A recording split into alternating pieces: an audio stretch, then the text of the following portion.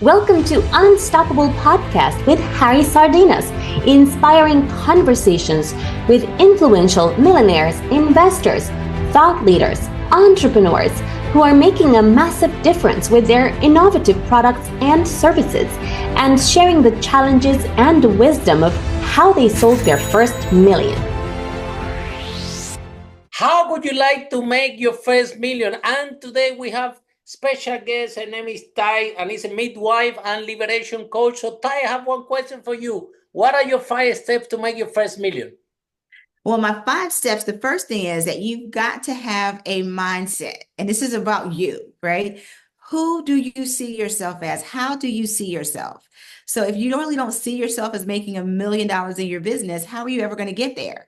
People say, I want to make more money. Well, what does that mean? If you made $1 more than you did last year, you've technically made more money, but you need to start seeing yourself as that millionaire. The second thing on my list is that you've got to think like an entrepreneur. A lot of us start businesses because we're passionate about something, right? We're excited about it.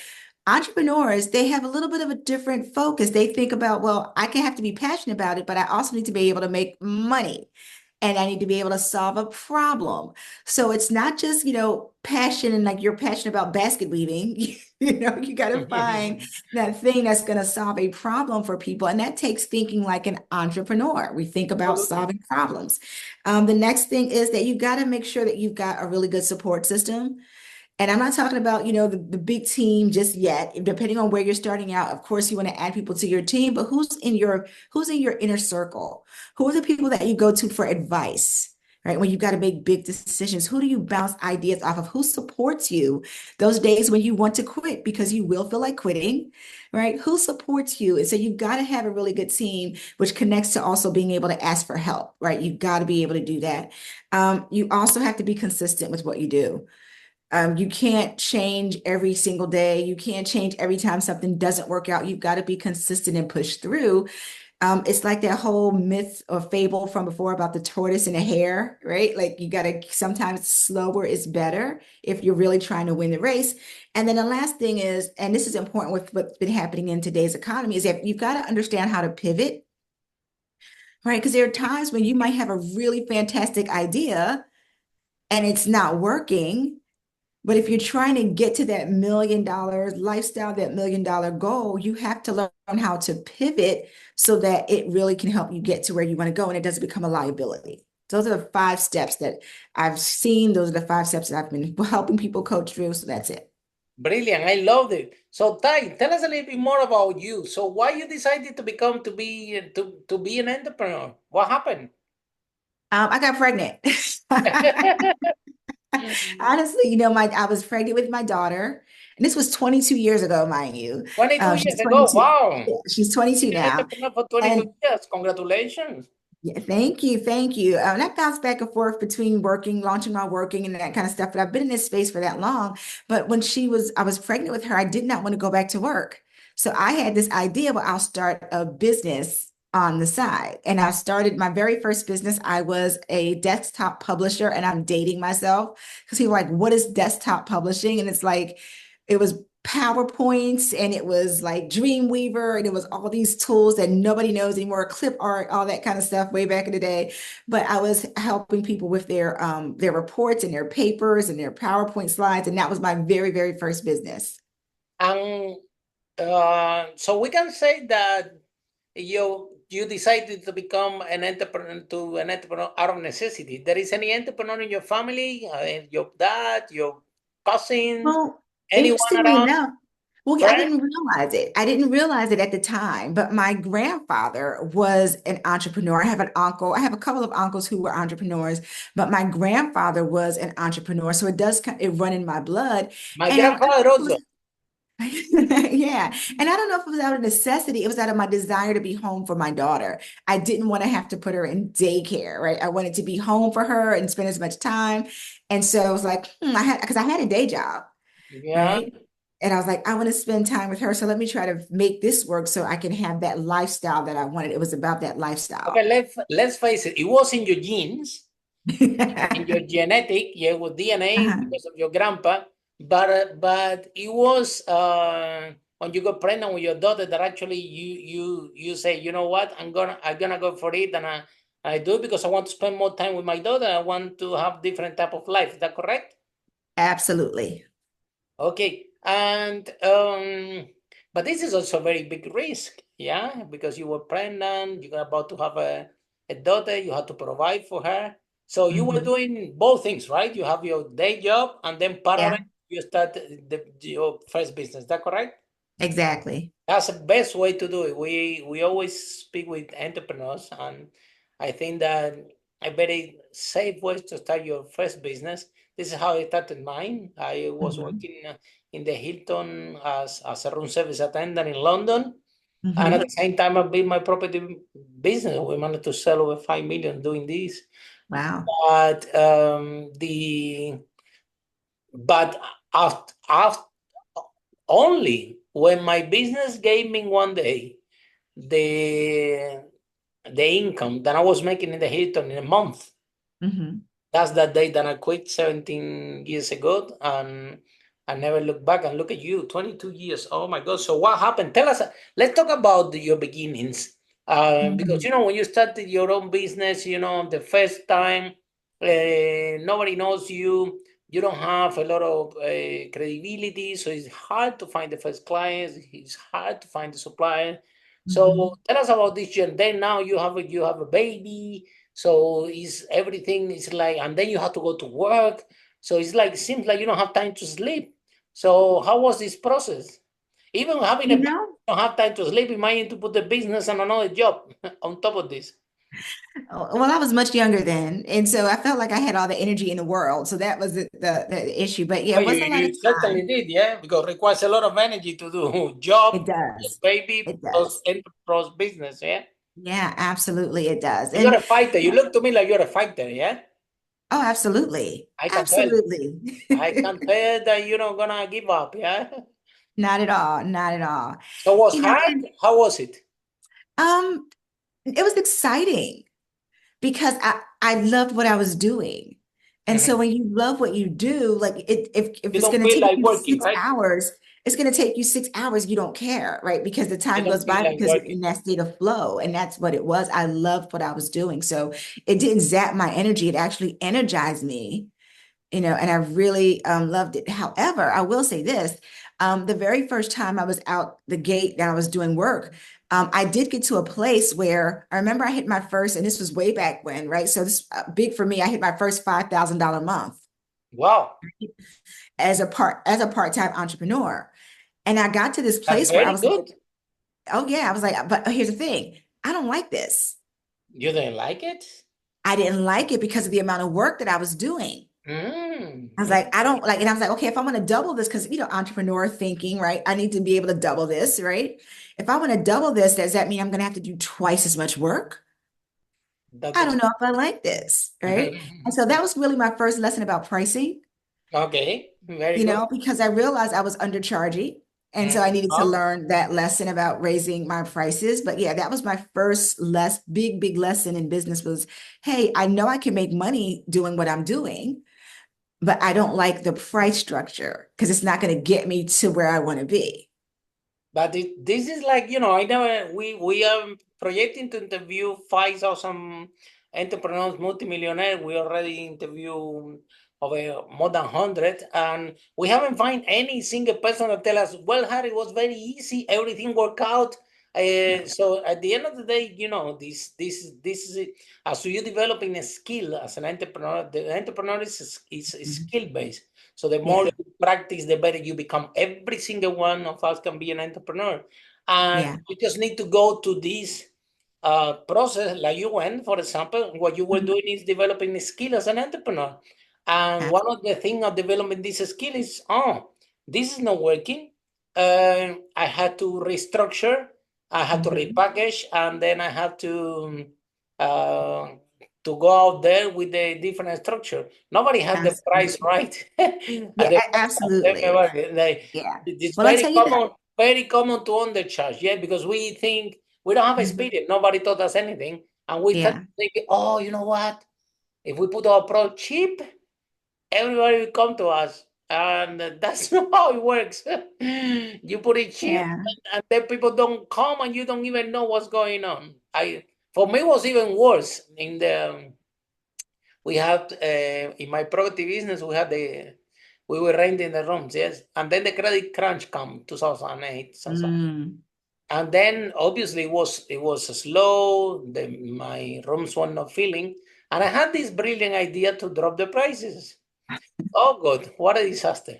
The I dropped the prices, and then the outcome was that I have the same amount of rooms empty, even more. And on top of that, the people that were only renting, it was the people with the lower prices. So I realized that my problem was not the price, my problem was the lack of capacity to attract clients that have nothing to do with my pricing.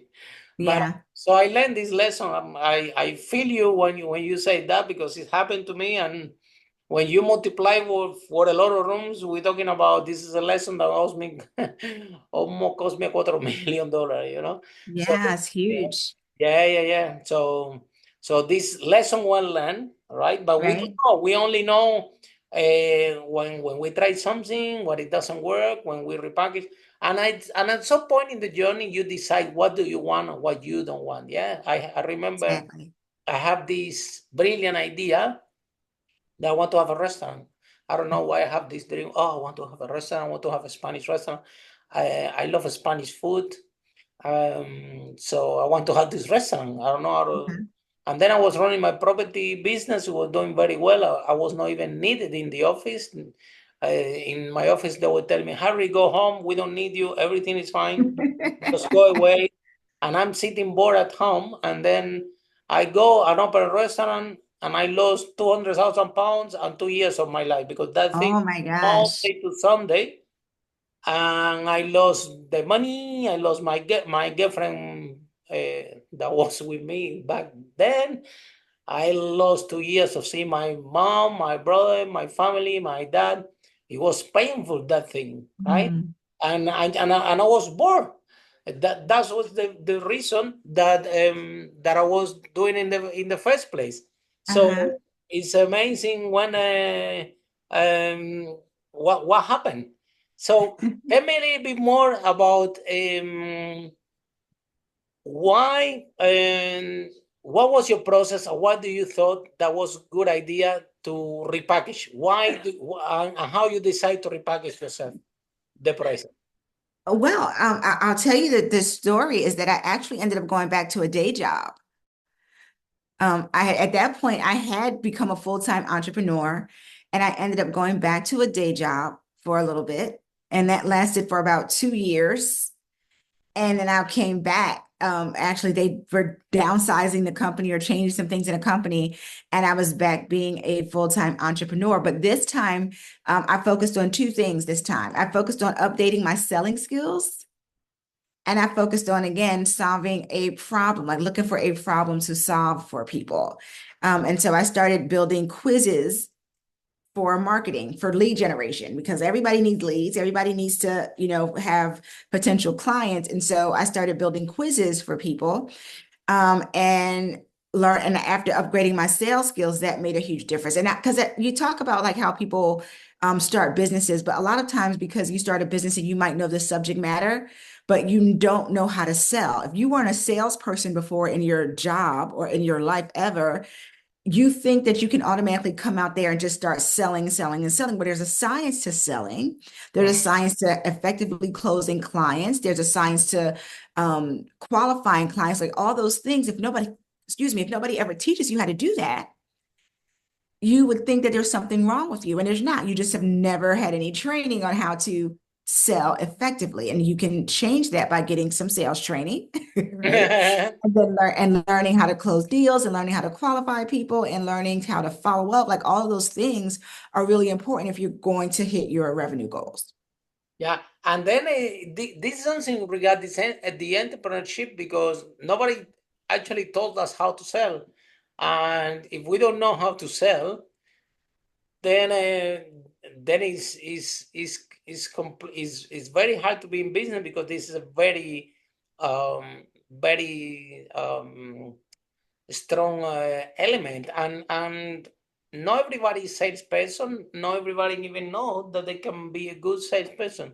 So how you decided, oh, I need to learn how to sell, I need to learn how to qualify if I want to have the life that I deserve for me, for my daughter, for my family, for the people around me. Because Yeah, otherwise, I think that I realized back in the day that, if you have to decide, I'm running this business is not running me.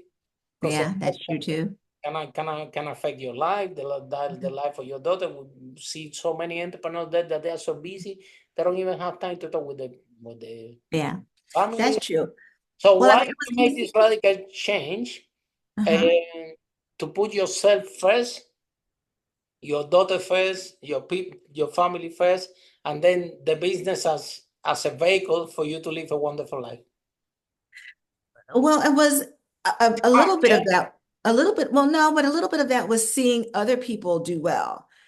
And I'm watching these other people knowing that I am just as good at what I do as them.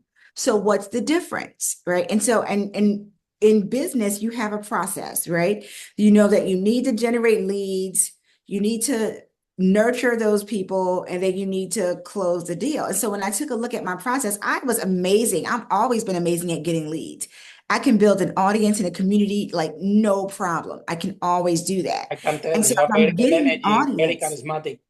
yes, right. If I'm getting the audience in, and I'm a really good I'm a good marketer, I'm a good content person, right? Mhm. So I create amazing content. So I can get Wow. people in, but I'm noticing I'm getting all these people in, but I'm not getting the output. So what's the problem? So if you have processes in what you do, and I highly recommend that as, should have put that as one of the 5 things on the list, right? But if you've got a process, you can go back and see where it's breaking down. So I'm getting people in. They love my content. They're sharing my content, but we're not getting to the sale. I have an amazing offer, right? I've got all the ingredients, but how come nobody's crossing the finish line, Mhm. right? So, okay, where's the breakdown? And the breakdown was in sales, right? The breakdown, that's where the breakdown was. And so that's where I knew. And I needed to ask for help. A lot of times, You didn't have especially a lead problem. You have a closing problem, right? I had a sales and closing problem, absolutely. And I a get lot of that. times, Yeah. This is very oh yeah. good. It's But a like, lot of times when you, especially when you've come from a career where you did really well, yeah. you think, well, I'm amazing at this, so I should be able to do this with no problem. And so we think that we can't ask for help, right? Because I shouldn't need help. And even at the point where when I made my first 6 figures, I was like, okay, I'm making my first 6 figures, but I'm kind of stuck. How do I get to the next? And it's like, well, you've made 6 figures. You should know how to figure this out. No, I worked with a coach to get me Totally to the different. next level. Totally different process. Everybody. Absolutely. And every Absolutely. I needed to know that. I needed to see myself differently, like the first thing I said. And that was part of it. I needed to see myself differently in order to actually make that happen. but I want to congratulate you because you lead that what we call it, ego go and you surrender to the process because you want to do well for yourself, for your family. Mhm. Sometimes entrepreneurs don't progress because if that ego factor, oh, I know everything, I built this business, I don't need help from anyone, and Yeah. and you do need help. Everyone need help because it's a process that the more you advance, the more new skills you're gonna need. To go from 0 to 1 is completely different ballgame. To Mhm. go from 1 to 5, and so on. So the same business need to be repackaged and repackaged and repackaged again and again and again. So Yeah. I want to congratulate you for surrender Mhm. and to see. Okay, so if other people are doing it, I can do it too. uh, Exactly. and you evaluate yourself and you said, okay, let me see what happened in my process, how can I improve, and then eventually you did ask for help, probably a Mhm. coach, a mentor, or book, some some kind of help, and at the end of the day, eventually people will cross the finish line, and you will be so happy on the Mhm. on the first. I will always say that when a client are buying your product and your services, they are contributing to you to keep going, and this is how we want entrepreneurs to see, because some of Mhm. them are very uncomfortable receiving money. And Yeah. some of the problems with the closing or with the sale come from there, from I just want to help you, and but I feels a little bit bad. Oh, I'm helping you, but then you pay me, so then you're not helping me that much. And sometimes the mindset goes like this. When the real mindset is the following: when you see a musician playing in the metro, you give them money. So what do you give them money? Because you want them to keep going. You want them to continue the music. So all those clients that are paying you money, what they're doing is supporting you. They want you to continue. That's what they want. That's what that money means. They Well, want it also means you're delivering value, though. absolutely, yeah, It's not that we're giving, the investment that we've made in ourselves, especially in the coaching space, right? When you're a coach, you've invested your time, your energy in honing your skills, your education, your background, your experiences. There's value to that. And sometimes we don't absolutely. always see that value. So that's when we undercharge, or we have this hesitancy about charging people for it. But I learned that with one of my clients. She was already a seven-figure entrepreneur. She had a beauty product business. And we were talking because we work every quarter. We have something called jumpstart sessions where we kind of work and do the visioning and all that kind of stuff. And she said, I'm tired, I'm bored with my business, and I want to do something else. And so in one call, what we were able to do was have her come up with a whole new offer. She said, well, I really want to travel and I really want to spend time with my family. So we came up with this offer, and in less than 6 months, she put together this trip for her top client, her top customers. Wow, And she ended up taking them, I think it was either to Bali or Morocco, like a type of right? And, retreat. and it was a six-figure event. Wow, And that was from having that conversation, right? And so I could talk about how you can pivot and how you envision yourself. What is it that you want to do? Right. And so she got there from that one conversation. But what normally my old self would have said, oh, it's just one conversation. Oh, you shouldn't really charge that much. That 90-minute conversation helped her make six figures in her business. absolutely, There's absolutely, value in that. And I need to absolutely, own that value and embody that absolutely. value, I because agree, 100%. we're delivering value to people, and it's worth something. Yeah. And then what other people in the coaching space that they don't realize is that the trial and error is very expensive, and sometimes it will take you longer than what you plan, to try to achieve it for yourself. So it's a better way to find someone that had done it, that have experience. I mean, now they're the Olympic Games. I don't think any gold medalist that the first thing that they say is thank you to my coach. So if you want to achieve a goal and you have a mentor or a coach by your side, this is the more effective way that entrepreneurs have out there to become successful fast. You can hire, could be a good coach, could be bad coach, Mhm. but eventually, if you find someone that actually have done it, they can make a big difference. And the other day, somebody was asked me a question. Yeah, say, Harry, what is the fastest path between two lines? And I said, hey, straight line. We go straight line. And he told me, no, Harry, the fastest path between 2 points is the path with no resistance.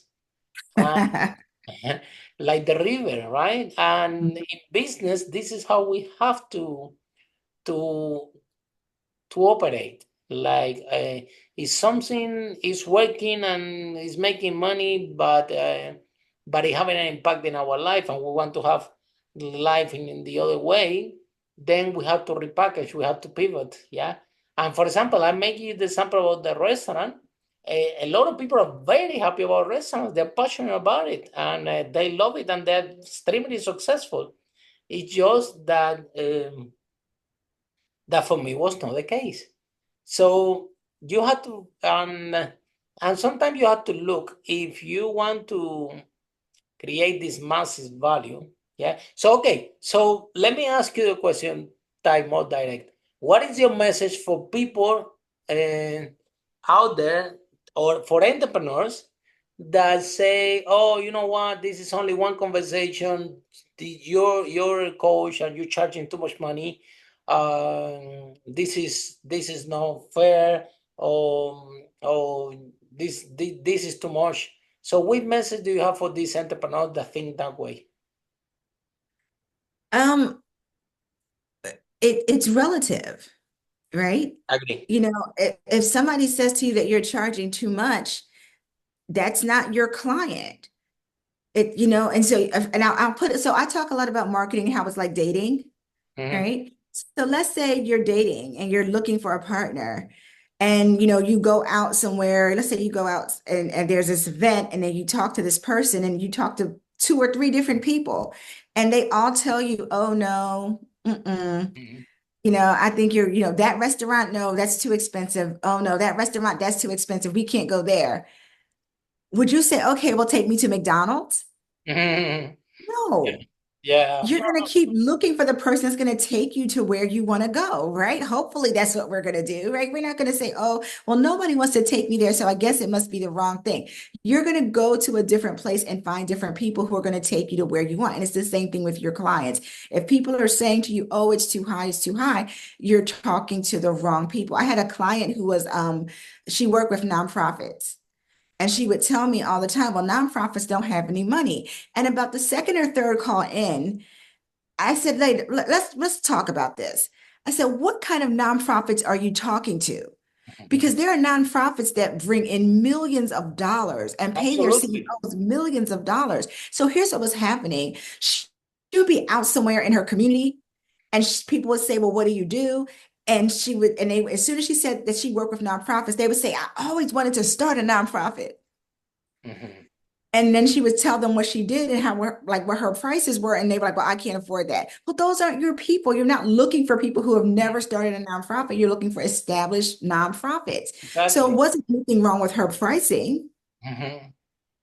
It Yeah. was her audience. And the other thing to think about with that is that if you're too low, you can turn off your ideal audience. I had another client who was she was somebody that she worked with corporate women in professional spaces and she was helping them get raises at work. Right? That's what she taught them how to do.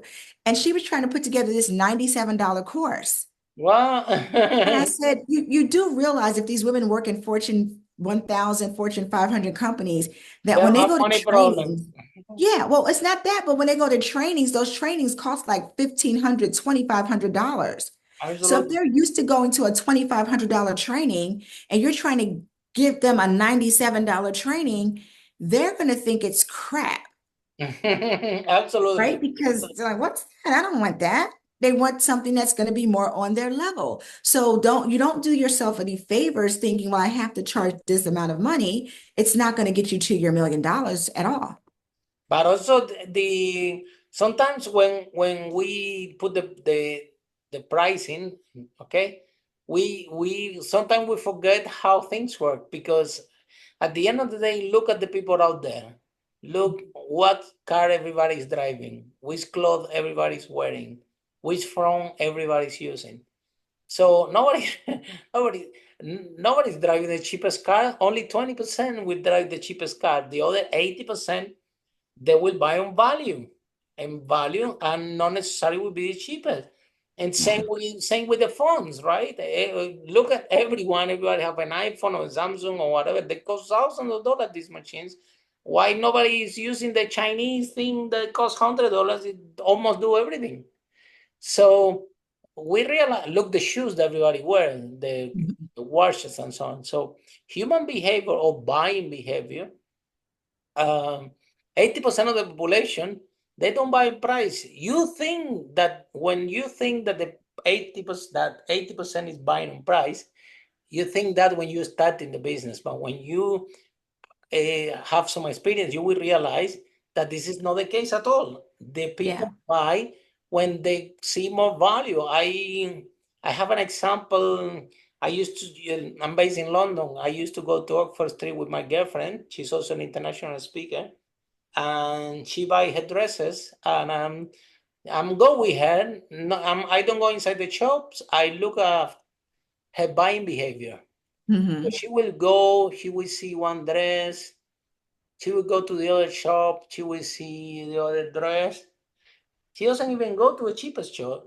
Right. Sometimes yes, sometimes not. But very rare she will go to a cheapest shop. However, she's going to a store, going to another one, and I'm not observing what she's doing. And then finally, she picked the dress. Yeah, my goodness. And but and sometimes she comes back, and so what she's doing, she's looking for the best value for her money. That's what she's doing when she's buying the dress. She's not doesn't want the cheapest. She's not sometimes the most expensive. She doesn't believe that it's a lot of value to pay £500 for a dress. Maybe she doesn't think. Sometimes she thinks that it's too much money for that type of dress, and she look for a pretty dress that maybe is 250 or 300. We can say, okay, we do a lot of galas. We are invited to a lot of galas and awards and so on. So we had to buy this stuff time to time. So anyway, the whole thing is that the buying behavior, what the clients really look for is for how much value can you offer out of your service. And if the client is asking you for discount, could be two things. One, exactly what you said. You're talking with the wrong person. Second, could be you that you're not communicating your value effectively. Yeah. Because if you don't communicate your value effectively, people will ask you for discounts. It's And some people are just like hagglers, like they want to get the best deal. They like the art of negotiation, and there's nothing wrong with that. That's But you good. get That's to, good. I like you these get to people a lot. stand The right. people that Yeah. go to you and negotiate and try to negotiate and be fair is good sign. This is what I'm calling buying signs, because they are engaging. They just want a good deal, but they're gonna buy. Completely different is that the people that go and say, well, this is too expensive, give me cheap, blah blah, and you know that they either or cannot afford the service, Yeah. or something worse, because if we have repeating the same issue, could be the case that you're not communicating your value effectively. And if you don't communicate your value effectively, the people don't see the value. The people don't see the value, they ask you for discount. Makes sense? So one more question, and this is for women and entrepreneur, right? And so how has been your journey as a mom, as an entrepreneur, and what message do you have for all mom entrepreneurs out there? Oh, wow. It's funny. My daughter, like I said, is 22. And so I was just looking at her resume the other day because she's in that place where she's, looking for job stuff. And I was excited to see that my company was listed on her resume because she worked for me. Wow, very nice. She's You see? she's worked for me. So she's worked for me from the time she was about 16 to about 20. And she was doing social media. She was learning Canva. She was creating quizzes and building Wow. email automations. And so I got to incorporate her into my work.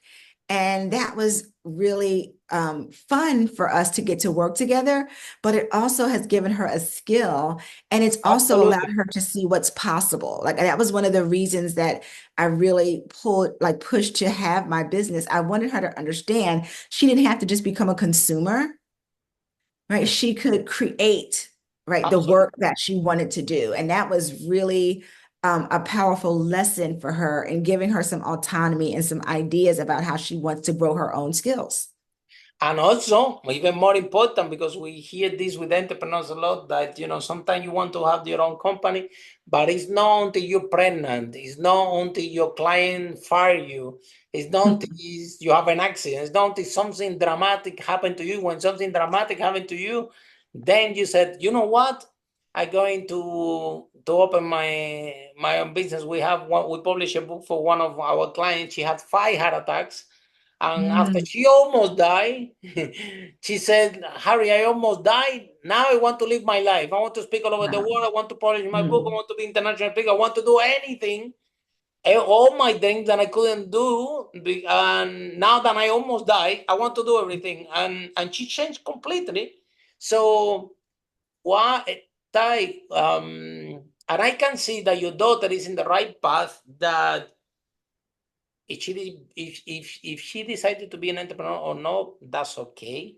Mhm. but she will be in a path that um, she already saw you building your business. She already know your freedom that you have for your life, and if she wants this path, she Yeah. knows that she doesn't need to wait until a dramatic incident in her life happen to go to follow this path. So what if you need to start all over again?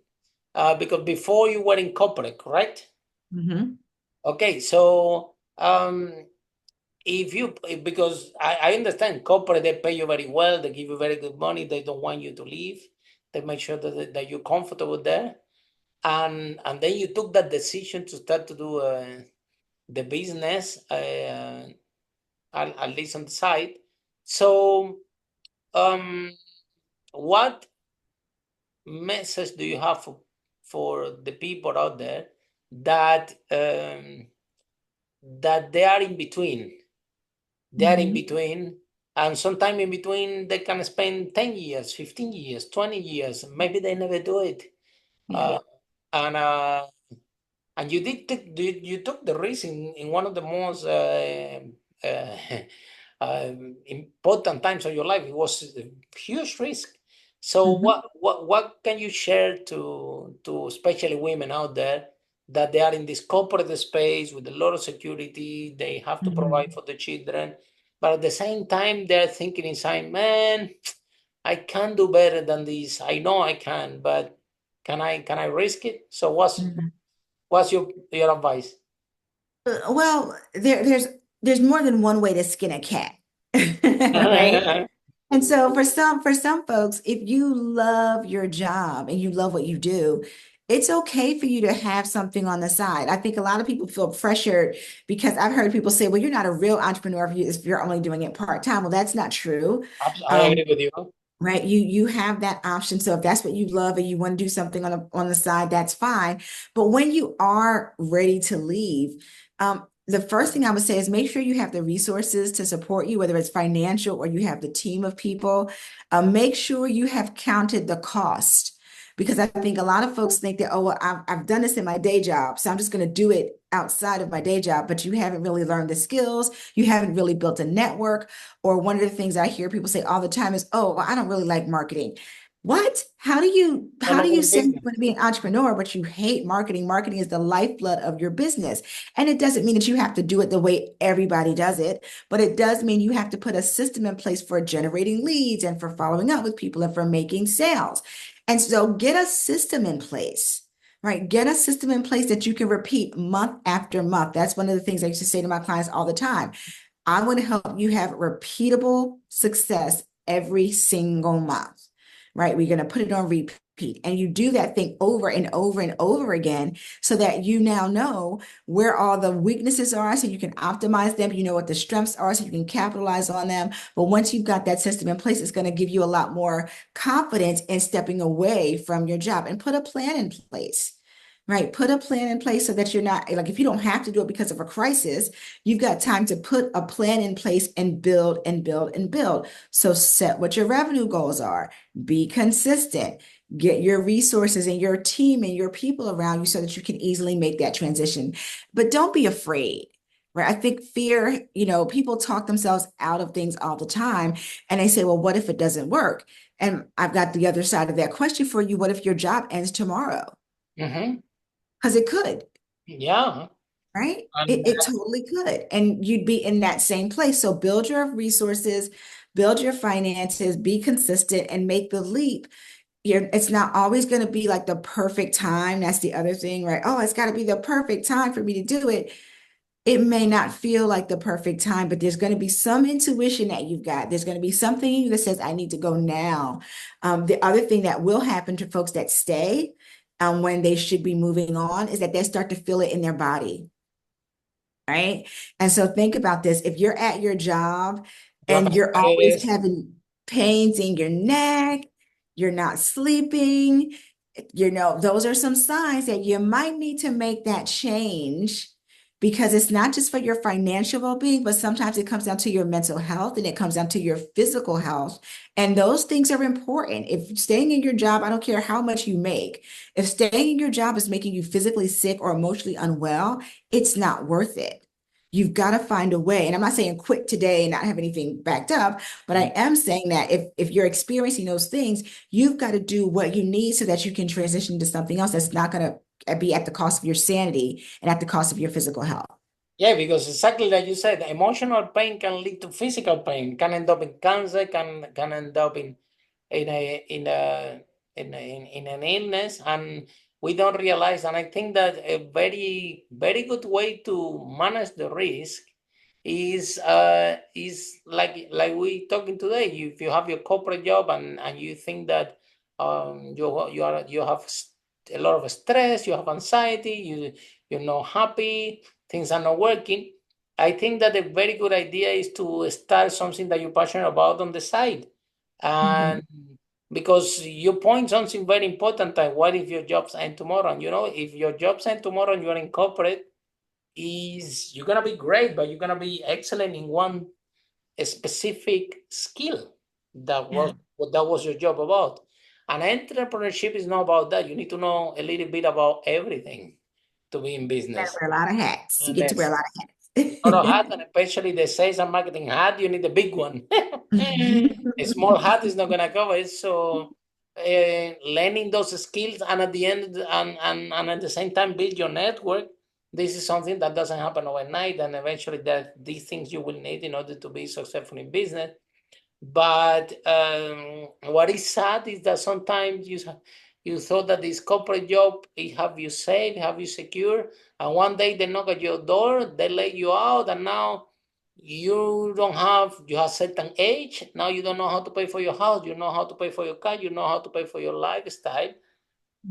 And you only have a skill set that is very good, but very specific to that component, to that job, and to that thing. And now it's not needed anymore. And now it's sometimes too late to reinvent yourself and to start to learn everything, all the skills. So I think that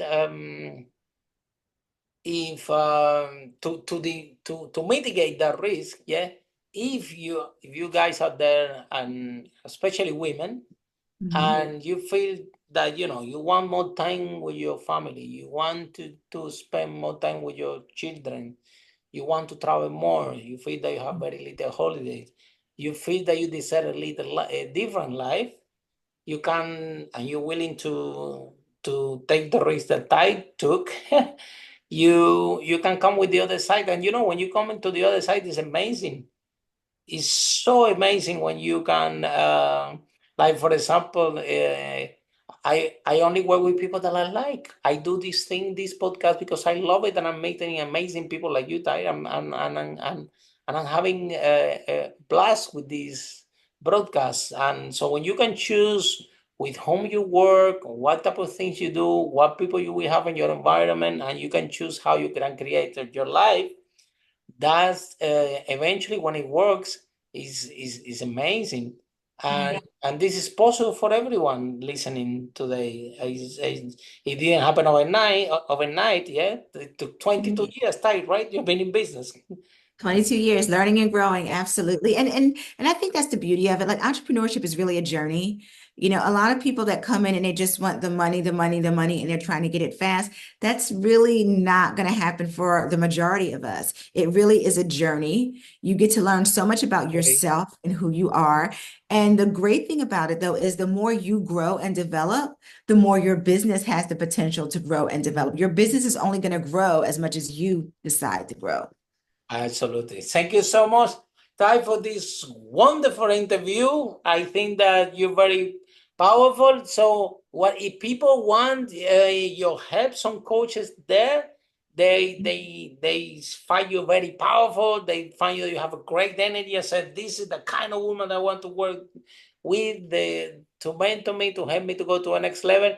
How they can find you, what type of people specifically you're helping, and how the process works. Yeah, so as a vision midwife, I've been helping my clients reconnect and find their new vision, their next thing. A lot of them are already at 6 figures, they're already at 7 figures, and they're like, well, I want to do something else. I want to pivot. I'm not sure. I know there's something more and something bigger. And I'm really good at helping them tap into what that is so that they can step into what's next for them and what's next for their business. And they can find out more about the coaching that I do at taigoodwin.com. That's the place where you can find articles, you can find like how to work with me, but go to that place. There's even a little quiz there that you can take, but that would be a great place for them to get started. Yeah, and I think that I congratulate you for the job you're doing, because we believe that entrepreneurs deserve to be happy.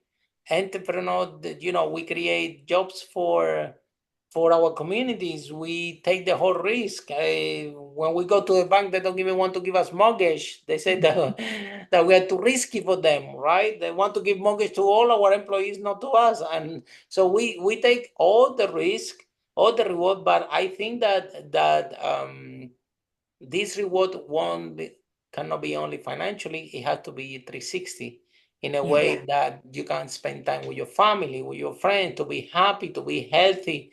I find you type with very good energy. Yeah, this is very good. So, when you have clients with good energy, then this good energy can reflect to you. You know what I mean? And all this can create. And the people that you help, and I get it. I have a client, for example, that he owns 300 supermarkets, huge. Mhm. And time to time he's telling me, Harry, I'm in the hospital. I had too much stress, and he's CEO of a huge corporation, and sometimes thinking, okay, great, he's my friend, he's doing it, he's a big deal in what he does, but is he working in himself 360? So or is it gonna the whole how you call it, dynamic of running this huge corporation is gonna he's gonna pay the price with his life and so on, if that makes sense. Mhm. So sometimes we have to repackage, rethink what we're doing. Be careful, because business are very good, very rewardful, but they can kill you. Yeah, I remember my first property business. When I have like over 177 clients, they all want to talk to me, and I was thinking in my bed, I'm thinking they all want to talk to me, and if they all want to talk to me all the time, these people are gonna kill me. I won't have time to eat. I won't have time You to got to do set anything. boundaries, Harry. You got to have Yeah. good I boundaries. didn't know. I was starting at the point the thing grows so much, and then so I hired someone that was Harry, my manager. I hired a general manager. I said, "Listen, you are Harry, yeah. So when they want to call me, they will talk to you. I don't exist. You deal with that, and this is how we manage. But I had to take some boundary, because otherwise the business will kill me, Yeah. literally. They Good kill for me. you. Sometimes they're big, and too many. So anyway, so you have to think, because if you don't look after yourself, you won't be able to look after your business. You think that, oh, if I Absolutely. work 24/7, this business is gonna succeed. Now you have to work on yourself first, Mhm. and be focused on yourself, because what you do and the decision you do will take the impact on the business. Yeah. Absolutely. Yeah, perfect. Thank you so much. Ty, have been amazing broadcast. You're full of power, and I love what you do. Keep helping people out there to be happy, to package Yes. the thing, not because you're a coach or you have a business. There is another way to do it. You can pivot in a way, and you will discover that there are different things, there are different ways to do things that will allow you to have more time for people that to spend time with people that you love. The other day I was speaking with my cousin. He has a company, a refurbishment company, and I was talking to him. I was telling him, the more you go to this company, you devalue in this company. You have to be Mm, able to disattach from this company, to hire a manager, to hire. The more you go, you thinking that you're helping your business, but what you're doing is devaluing that business. mm. So you have to disattach from it. You need to try to hire someone that do your job. And because he's telling me, Harry, I'm not taking all the clients because I don't have time. I said, what do you mean that you're not taking all the clients because you don't have time? You never say no to clients. You hire someone and you get out that thing yourself. Anyway, Tai, thank you so much. That's been a pleasure. And for all of you following this podcast in Apple and Spotify and all our social media, see you in our next episode of Unstoppable, how brave entrepreneurs like Tai break that wall and achieve the first million. Bye for now. Follow us for more interviews with world's most influential, audacious entrepreneurs that overcame challenges and adversity, providing you with the blueprint of how they sold their first million so you can grow your business exponentially.